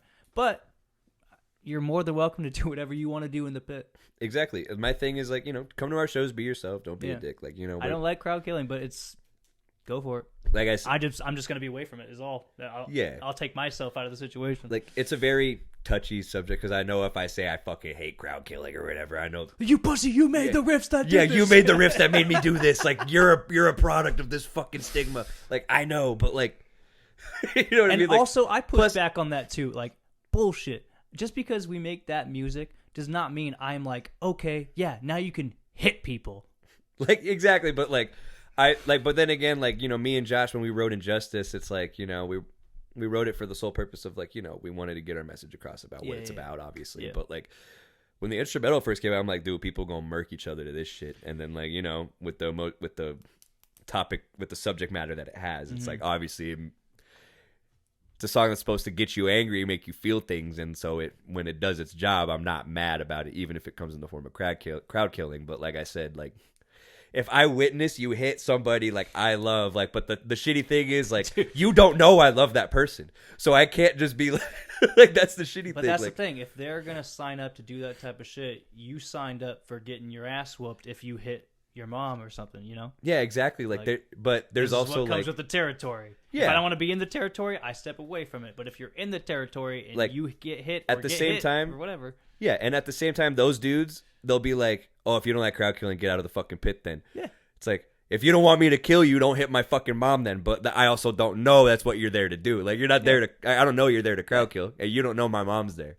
So it's like, what are those you know what I mean? But that's like, the thing, because like, yeah, you can go ahead and crowd kill, do your thing, but just know you signed up for if you hit someone that you may not know who you hit, but if you're hitting people, so get prepared for the consequences of it. Like, if it's my homies and shit, like, like, I'll give them a warning and stuff, and then if, like, someone hits them or some shit, like,